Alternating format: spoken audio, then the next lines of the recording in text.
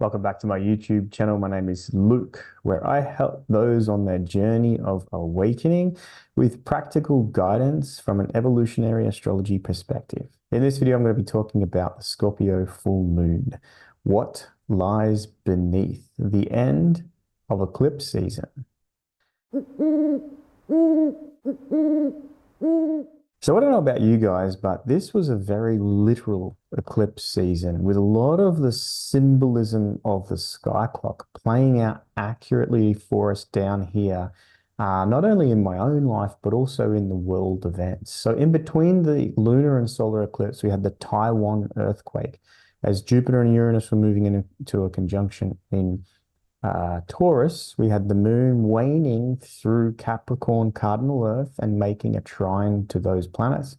And there was a pretty significant earthquake in Taiwan. At the other end, after post-eclipse, as the sun was moving out of cardinal fire around the 29th degree, it squared Pluto in Aquarius, as Jupiter and Uranus having their conjunction again in Taurus, and the moon coming out of fixed fire Leo and into mutable Earth Virgo. And we had the eruption of the Indonesian volcano, which subsequently set off a tsunami warning, which was downgraded. But a lot of people were evacuated on that volcanic eruption. So definitely a lot of energy being released is an indication of earthquakes and volcanoes. What else did we have? We had right around that time, post-eclipse, with the Saturn-Mars conjunction in Pisces, semi-square Pluto, we had the knife crime violence in the Sydney shopping centre, followed up by an attack on a bishop at a church. So again, the symbolism playing out very accurately there. And then we also had so many Mercury retrograde stories that were like literal, not only my own life, but people reaching out to me, stuck in traffic jams, all that sort of standard Mercury retrograde stuff. There's also a tunnel fire in Sydney under the Sydney Harbour with a crane that caught on fire and stopped traffic for about 6 hours.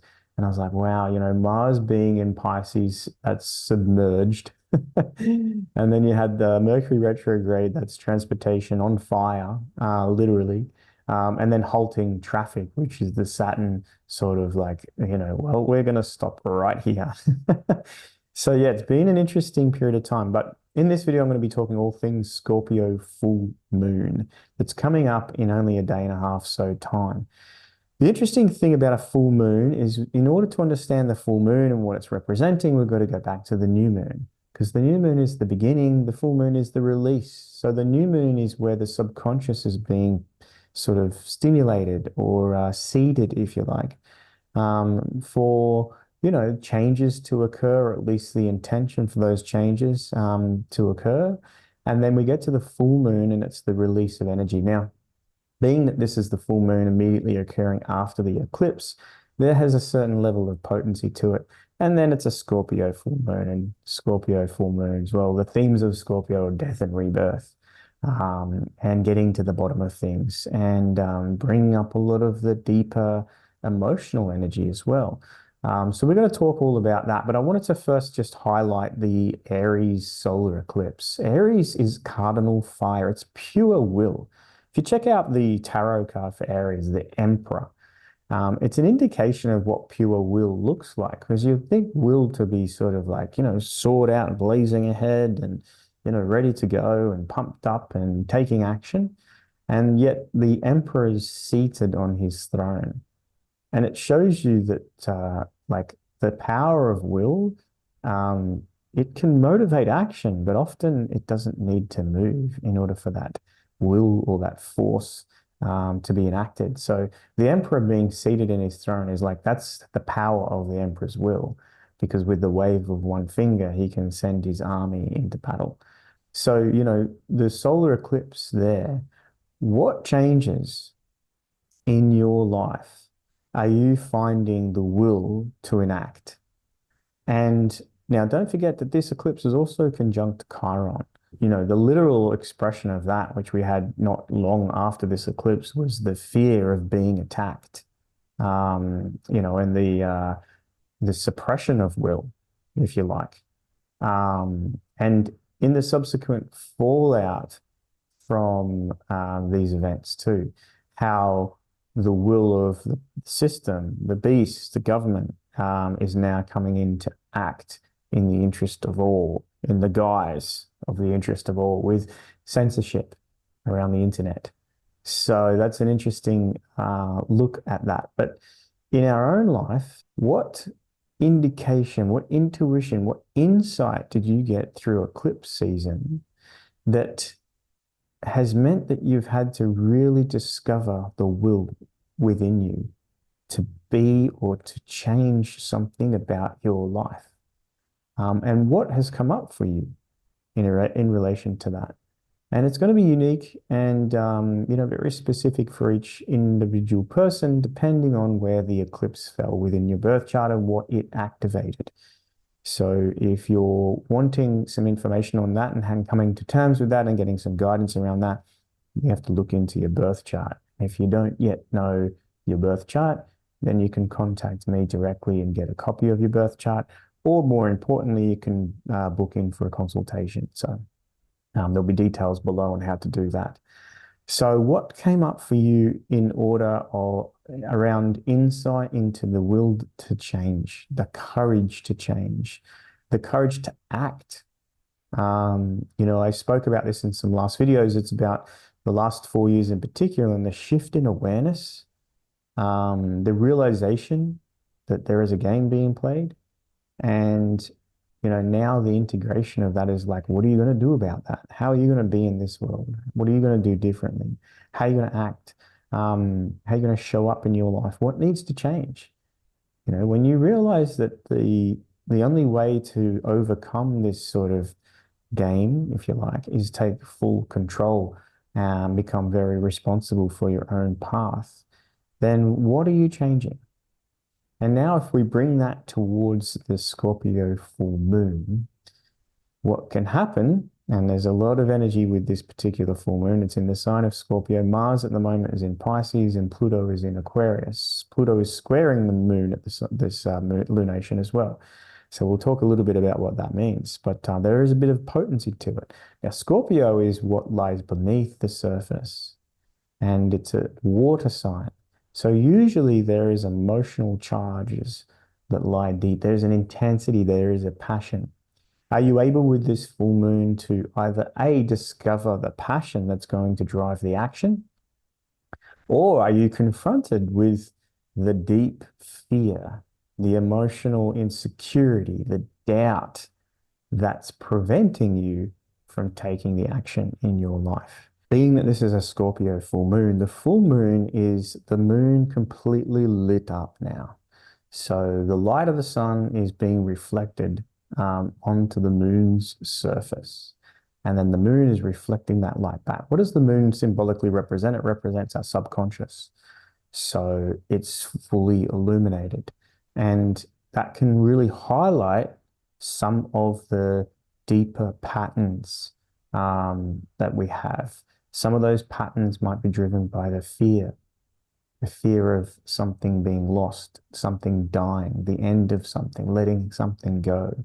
And Scorpio is the part of us that is the shadow aspect. And the shadow aspect is the part that we try to conceal or hide from or push deeper down. Most of us, not everyone, but most of us are not necessarily comfortable in that level of vulnerability. So we tend to hide that aspect of us. What can come up with this Scorpio full moon, though, is what shadow aspect of you is getting in the way of you taking action, of you being in charge of your will, of not letting anything compromise your will to act, your will to be, to create. If there is some sort of shadowy doubt or shadowy fear or insecurity, that can come right to the surface. And I get a lot of people asking me around full moons, what should I do on the full moon? I'm more of a new moon sort of person when it comes to setting intentions and doing rituals and getting clear and looking ahead.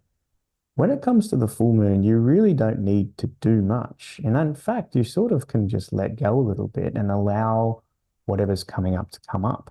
Now, the thing about the emotions, and which is often what comes up during a full moon, because the emotions are highly connected to our subconscious patterns and behaviors in our physical body.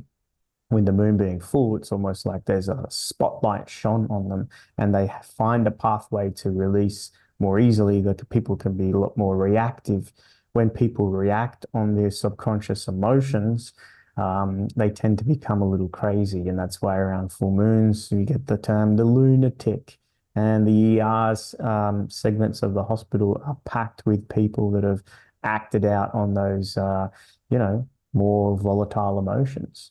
If we come and check the card for Scorpio, we'll find it's the death card, okay, with the sort of skeleton figure riding the white horse. There's always going to be this theme around what is dying. A part of you can feel like it's dying, or there can be the fear of what death represents, because death often represents the fear of the uncertainty. If I let go of the security and safety and the comfort of this, what's next and the uncertainty that lies beyond it. Even if what you're holding on to is not serving you, if it's part of some dysfunctional habit or behavior and it's no longer serving you, but because it's a habit, the ego finds comfort in the cyclical nature of the habit, right? And maybe it's a habit of thinking, a habit that comes up cyclically that overwhelms you, and then it's hard to let that habit go because if I do, what does it mean? If I do let go of that fear, what does that mean? And the reality is with Scorpio is that every death has a rebirth. It's the sign of regeneration. But in order to regenerate, something needs to die. Something needs to be let go. Something needs to end. So a habit, a pattern, a behavior, a thought process, an emotional sort of response. It's like, how do we let that end? With the Scorpio full moon, we bring it to the surface. And then the best way to sort of release energetic emotions around the full moon is to move your body, to not sit still. Sitting still is the time of the new moon, being patient, being quiet, turning within. Now, this might be a time where action is the better way forward. So finding a way to release, doing some exercise, acting out. Acting out can be an interesting way to sort of really let go of shit. You can act it out. Sometimes when I'm feeling a little emotional, vulnerable, or overwhelmed, and those emotions are intense, I'll either jump in my car and go for a drive or lock myself in a room with some music on, and I'll act out those emotions. I will let them go in a big, big, potent, fiery way. So yes, if you want, you can create ritual around this experience, but you don't really need to specifically do anything as such. It's just really turn into the primal, turn into the body, turn into that aspect and like purge that, process that, die to be reborn. Now with this Scorpio full moon, we look to Mars and Pluto because they're the ruling planets of Scorpio. Now find Mars in Pisces. So Mars in Pisces can bring this extra emotional expression to this. And with Pisces, we've got the emotional extremes.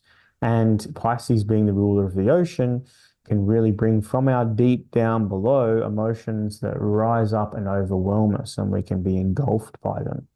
So if that's happening, okay, you need rock, you need earth, you need the ground, right? So that you can allow, so you've got something you can ground to, whether it's an idea or a thought or a person or a place, something that can ground you so that you can handle the wave of emotions. Now, on one extreme, it can be intense overwhelm and fear and insecurity and paranoia. On the other end, it could be euphoria and extreme, inspiration and idealization, romanticization. So it's not necessarily going to be specific for anyone. It's going to be about what's happening in your life and what are the types of patterns, challenges, behavioral sort of responses that are holding you back? What are the fears, the doubts, and insecurities that are holding you back from making the changes that needed to change, from invoking your inner warrior, from taking control of your life, becoming your authority, right? Taking responsibility, acting in spite of how we're being programmed to act and respond, which we'll bring that into this picture shortly, which is the plutonic aspect of this in Aquarius. So, in spite of how we've been programmed to respond, or what we're told we should do, or the way we should behave, or what should happen, you have to find the will to go against that. And even if you make some small incremental change to a behavior, or the way you act, or how you respond, those little tiny changes have massive knock-on effect, a ripple effect, a butterfly effect. It's like a little movement here when all of a sudden everything changes around you. So don't be afraid of the small changes as well. Now, with Pluto in Aquarius, I like to call this the battle with the algorithm. And how the algorithm is used to reinforce our subconscious behavioral patterns. And what I suspect is that they've fully mapped out the human sort of tendencies and behavioral patterns. And now we have an AI program to reinforce them. So if you think that the AI, right, which is artificial intelligence, or another way to look at it is an algorithm, right, which we're in battle with. And there's two aspects to this. There's the social media aspect of this, which tends to be a massive part of society and culture now, which is social media. So people spend a lot of time on there. I mean, you're engaging with me through social media. So there is good and bad in everything. There is nothing inherently bad. It's the over reliance on an algorithm.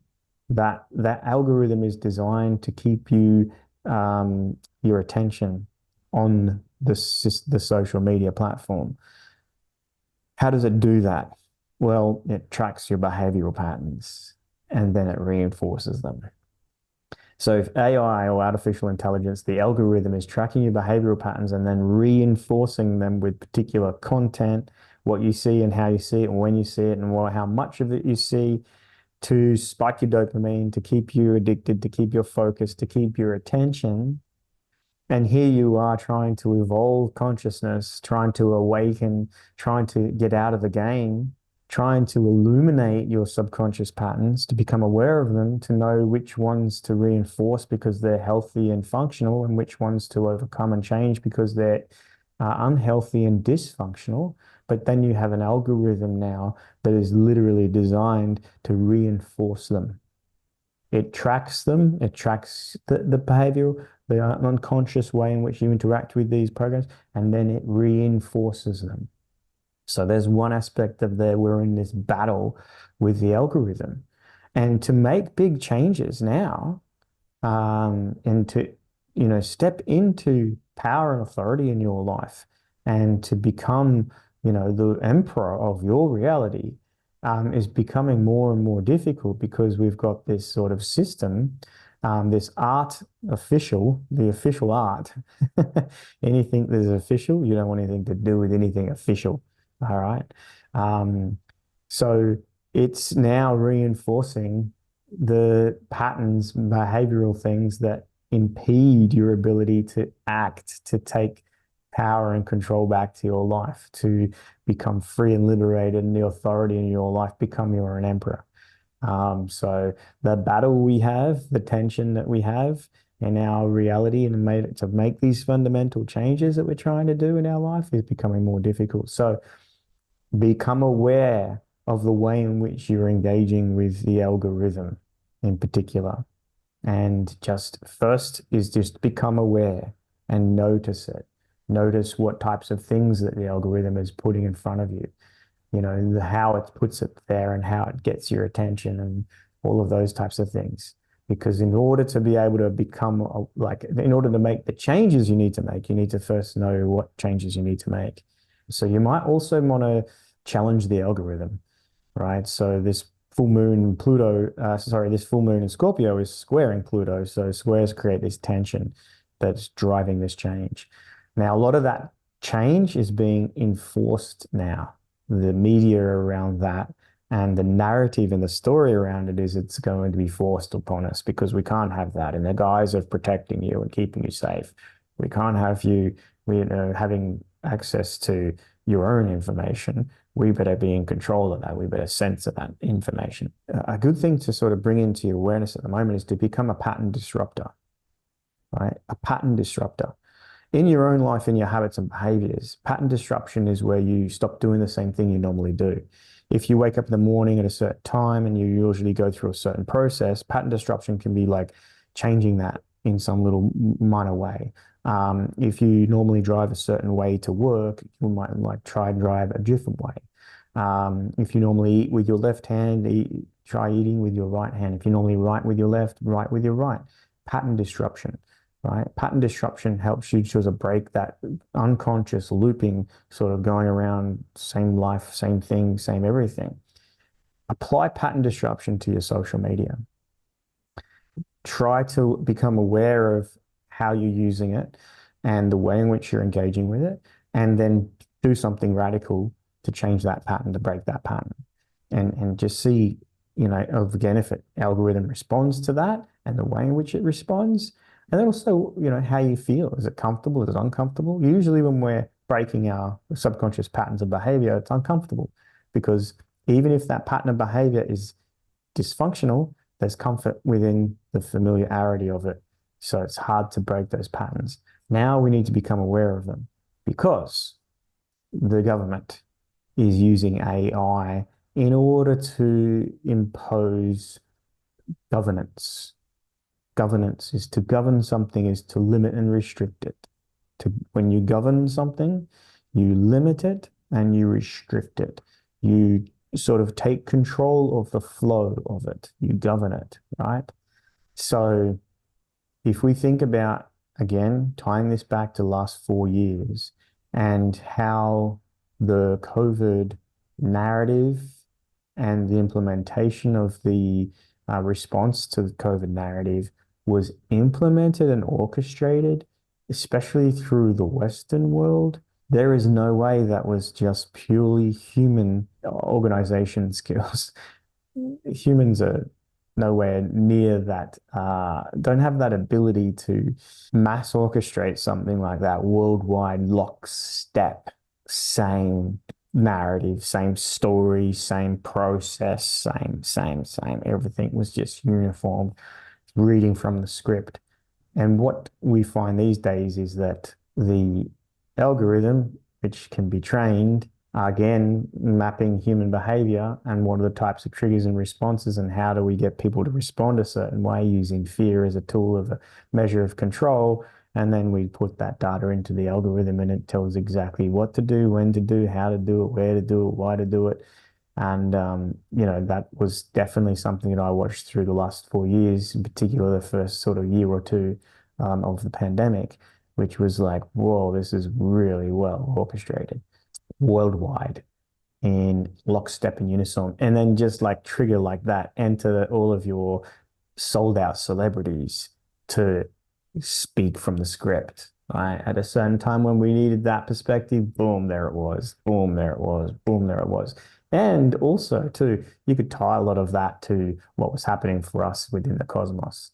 So again, if you put the data into the algorithm and say, hey, okay, this relates to this, and when there's this happening, which is the best thing to do? And now we have, it's not necessarily those within the government, they're just puppets, sold out puppets, but it's the way in which the government is being run. And it's definitely artificial. There's nothing organic about that at all. And therein lies the issue because it's going to help to reinforce patterns of behavior, our subconscious patterns of behavior that keep us stuck, limited, and conditioned. Now, if you're on your journey of awakening, you don't want to be stuck, limited, and conditioned. You want to be free. You want to be sovereign. You want to be awakened. You want to have choice.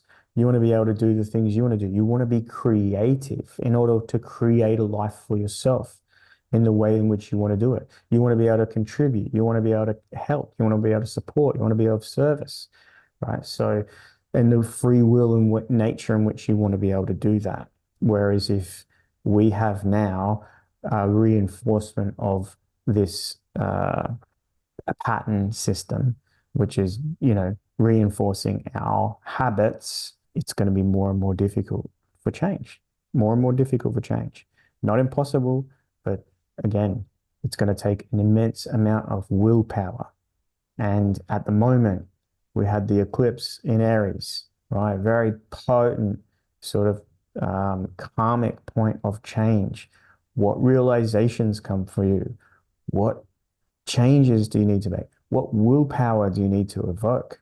Now we have the Scorpio full moon. What's in getting in the way of that? By way of doubt, fear, insecurity. What deep beneath the surface pattern of emotional response is impeding your ability to act on your will? And that's the question to ask yourself over this next few days with the beautiful Scorpio full moon. And then when things come up for you, find a constructive, safe way to release it.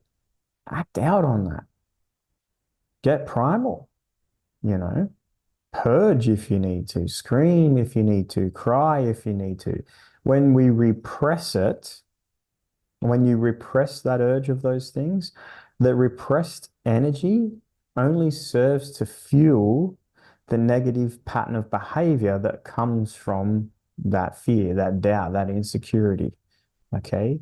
So repressing things continues to get more of the same. In fact, it will intensify. With Scorpio energy, it can be like channeled into extreme passion, manifestation, and creativity, but also can really overwhelm us and keep us really stuck and going around and around and around and having the same types of issues. So if you can transmute that energy, taking it and applying it to some, positive action in your life, some passion, some creative projects, some exercise, some action.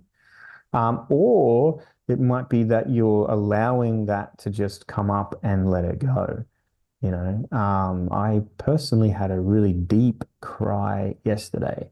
Some stuff going on for me in my personal life, and it just came to a sort of culminating point.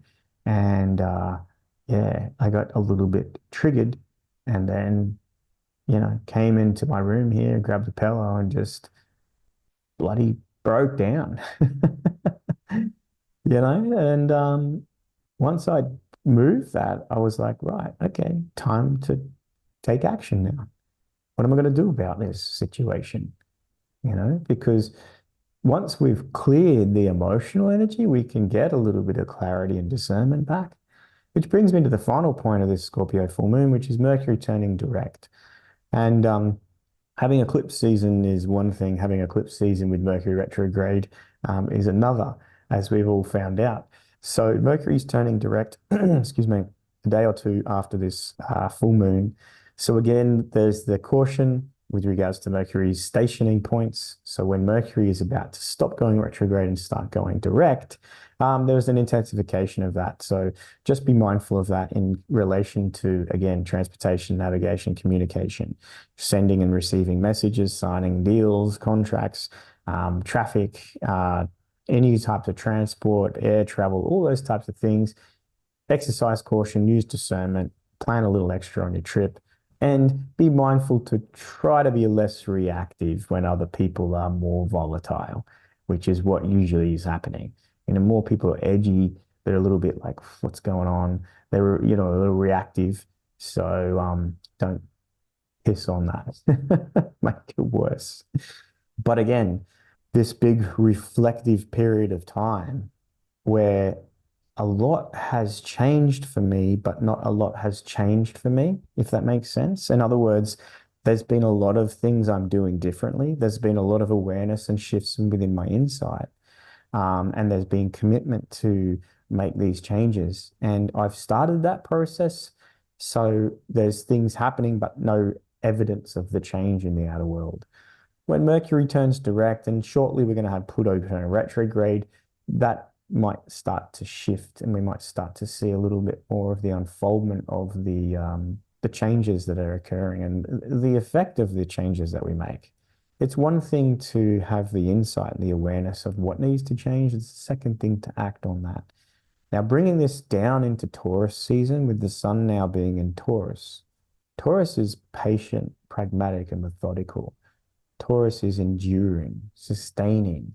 Um, Taurus is about being here and being now and building something that sustains or endures for time, the reinforcement of it. So when we think of that from a information ideological knowledge perspective, it's wisdom that's practical and grounded in the Earth school. So if you look at the tarot card for Taurus, you'll see it's the Hierophant or what's known as a High Priest. And they're like sort of the embodied gurus or guides, not the necessarily ascended mastered types, but the people that are here and now to give us wisdom and how to live and be in this world. We'll find our innate wisdom when we connect to the present moment through the body, and the body will be giving us its own wisdom of what to do and how to do it and how to act and how to be and what to feed it and how to sustain ourselves and all those types of things.